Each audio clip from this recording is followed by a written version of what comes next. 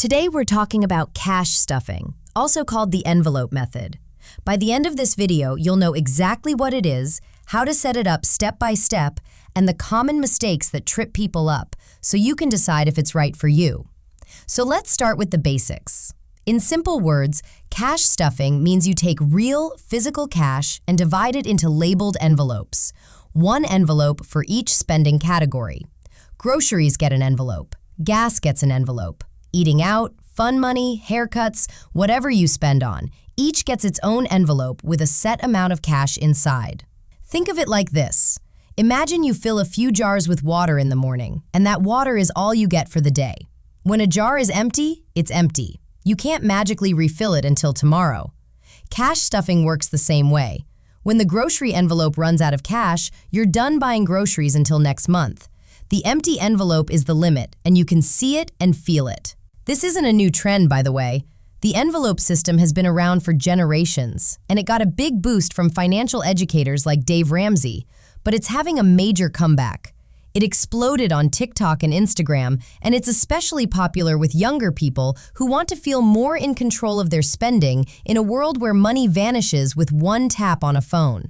Now, why does this matter for your real life? Here's the thing. When you swipe a card or tap your phone, your brain doesn't really feel the money leaving. It's painless, and that's exactly the problem. Studies and budgeting experts have noticed for years that people tend to spend more when they pay with plastic than when they pay with cash. Handing over physical bills actually stings a little, and that tiny sting makes you pause and ask, do I really need this? Cash stuffing brings that pause back. It turns invisible spending into something you can hold in your hands. Okay, so let's walk through how to actually set it up, step by step. Step 1. Figure out your monthly take-home pay. That's the money that actually lands in your account after taxes, not your salary on paper. This is the total amount you get to work with. Step 2. List your spending categories. Start with the everyday stuff where you tend to overspend, like groceries, dining out, gas, entertainment, and personal care. These flexible day-to-day categories are where cash stuffing shines. Step 3. Decide how much goes in each envelope. Look back at what you actually spent last month for a realistic starting point. Maybe groceries get $400, gas gets $100, and fun money gets $60. Write that amount on the front of each envelope. Step 4. Get the cash and stuff the envelopes. On payday, withdraw the cash and physically put the right amount into each labeled envelope. That's the stuffing part, and honestly, it's kind of satisfying. Step 5. Spend only from the envelopes. When you go grocery shopping, you bring the grocery envelope and pay with that cash. And here's the golden rule. When an envelope is empty, you stop spending in that category until next month. That's the whole magic of the system. Let me show you how this looks with a simple example. Say Maria brings home $2,000 a month. She decides her flexible spending money will be divided like this: $500 for groceries, $150 for gas, $100 for eating out, and $50 for fun. She withdraws that $800 in cash and stuffs 4 envelopes. 2 weeks in, Maria's eating out envelope is already empty because of a few lunches with coworkers. In the old days, she'd just swipe her card and never notice. But now she's looking at an empty envelope. So for the rest of the month, she packs lunch at home instead. She didn't fail, she just hit her limit and adjusted. And her remaining categories are still fully funded. That's the system working exactly the way it should. Now, here is where many beginners get confused. So let's talk about the common mistakes. The first mistake is trying to put everything into cash, including your bills. Your rent, your electricity, your phone, your insurance, those are fixed bills that often need to be paid online or by autopay. Trying to pay those in cash just creates headaches and risks late fees. Cash stuffing is best for your flexible everyday spending, not your locked-in monthly bills. Keep those automated through your bank. The second mistake is constantly borrowing from other envelopes.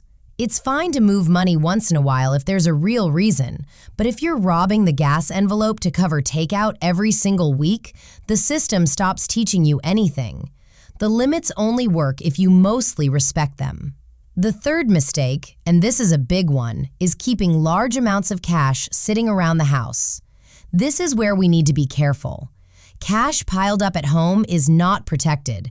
If it's lost, stolen, or damaged in a fire, it's usually just gone, and most home insurance policies only cover a small amount of cash.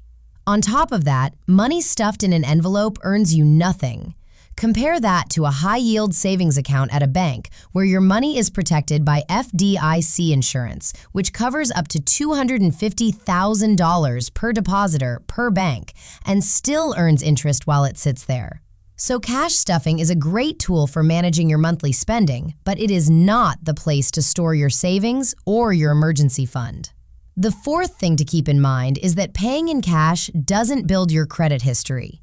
Building credit matters for things like renting an apartment or getting a fair rate on a car loan someday. So if you're using cash stuffing, it's worth still using a little bit of credit responsibly on the side and paying it off in full, just to keep that credit history alive.